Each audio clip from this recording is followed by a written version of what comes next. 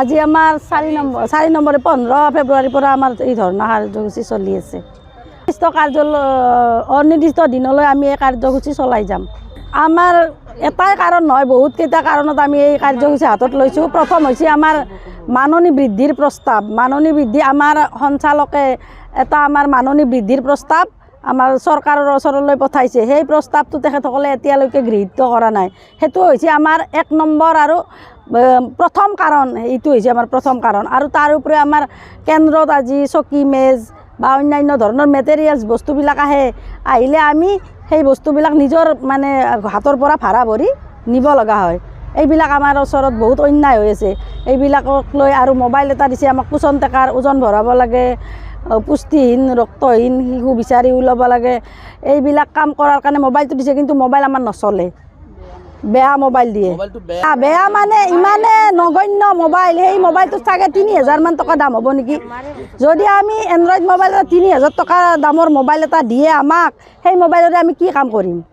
যদি আপোনালোকে আমাক কামে কৰিব দিয়ে, আমাক ভাল মোবাইল যোগান ধৰক, আমি কাম কৰিম। আমাক 24 ঘণ্টা খটুৱাই আমাৰ কাম এনেকৈ তেখেতসকলে। অংগনবাড়ীনো কি কাম? অংগনবাড়ী 12টাৰ পিছত ফ্ৰী, কিন্তু আমাৰ ৰাতি 12টাতো কাম আহে। গতিকে তোমালোকে যদি আমাক ৰাতি 12টালৈকে খটুৱা, আমাৰ মজুৰিও বৃদ্ধি কৰি দিয়া। আমাক কি, আমাৰ মহিলাকেইটাৰ ওপৰত তোমালোকে কিয় ইমান বেয়া চকুৰে চাই আছা? আমাৰ এইবিলাকেই দাবী। কাৰণ আমি আজি ইয়াৰ পৰা অনুৰোধ জনাইছোঁ যাতে আমাৰ অংগনবাড়ী কৰ্মী সহায়িকাৰ প্ৰতি তেখেতসকলে ভাল দৃষ্টি নিক্ষেপ কৰে। কিন্তু এতিয়ালৈকে তেখেতসকলে আমাক ভাল দৃষ্টিৰে চোৱা নাই, আমাক যন্ত্ৰ হিচাপে ব্যৱহাৰ কৰিছে।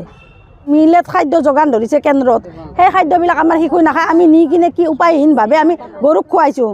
মোৰ হাঁহ আছে কেইজনীমান, বাচ্চাই নাখায়, কি কৰিম? হাঁহক খুৱাইছোঁ। মই নিজে কৈছোঁ, মোক কি দোষত পঢ়িম সেইটো পিছৰ কথা, কিন্তু মই নিজে শিশুই নাখালে কি কৰিম? আৰুতো শালত পেলাব নোৱাৰোঁ। আনি কিনে হাঁহ মুৰ্গীক এইবিলাক খাদ্য দি খায়, নাখালে কি কৰিম? মিলাত ক'ৰবাত চলিছে, আমাৰ ইয়াততো চলা নাই। মাকবিলাকে কয় এইবিলাক তোমালোকে কি দিয়া? নিদিয়া যদি আমাৰ চলিক এনেই পঢ়োৱা, আমাক এইবিলাক নালাগে। আমি জোৰ কৰি খাদ্য কাৰোবাক খুৱাব পাৰে নেকি কওকচোন? আপোনালোকে উপযোগীও নহয়, বালি থাকে। আমি ৰন্ধাৰ পিছত চাওঁ তলত খেৰ কৰে বালি পৰে, শিলো আছে। গতিকে সেইবিলাক খাদ্য আমি শিশুক খুৱাব পাৰিম নেকি? জোৰ কৰি কাৰোবাক শিশুক খোৱালৈ যেনিবা বেমাৰ হ'ল, কাই ৰেচপনচিবল হ'ব এইটোৰ কাৰণে? মন্ত্ৰী ডাঙৰীয়াক আমি এয়ে আহ্বান জনাওঁ, তেখেতেতো এই ME স্কুলবিলাকত গৈও খাদ্য খায়, আমাৰ অংগনবাড়ী কেন্দ্ৰত গৈও চলিয়ে থাকিব যিমান দিনলৈ মানে আমাৰ এই কাৰ্যসূচীবোৰ মানি নলয়। মানে মাননি যিটো, সেইটো আমাৰ মজুৰিত পৰিৱৰ্তন কৰিব লাগে। আৰু ছাৰে জানে যে আমাৰ 6,000 টকাৰে আমি কি কৰিব পাৰোঁ? কাৰণ আমাৰ ল'ৰা ছোৱালীক না শিক্ষা দিব পাৰোঁ, না আমি খাব পাৰোঁ। মেইন আমাৰ দাবীটো হৈছে আমাৰ মানে মাননিৰ সলনি মজুৰি দিয়া। আৰু দ্বিতীয়টো আমাৰ মানে চেণ্টাৰ, বহুতৰো চেণ্টাৰ নাই। চেণ্টাৰবিলাকত গৰমত ল'ৰা ছোৱালীয়ে কি একোৱে কৰি মানে পঢ়াব নোৱাৰোঁ আমি। সেইকাৰণে বিজুলী বাতিবোৰ আমাক ভালদৰে মানে যোগান ধৰিব লাগে। আৰু তৃতীয়তে আমাৰ যিবিলাক পদ আছে, আমাৰ কৰ্মী বহুত বছৰ হ'ল আমাৰ কৰ্মীয়ে মানে মুখ্য সেৱিকাৰ পদ মানে পোৱা নাই। সেইকাৰণে আমাৰ যিটো মানে সহায়িকাই পাব লাগে কৰ্মীৰ পদ, আৰু কৰ্মীয়ে পাব লাগে মুখ্য সেৱিকাৰ পদ, যাতে এইবিলাকত টকা পইচা বা কিবা লেনদেন নচলে।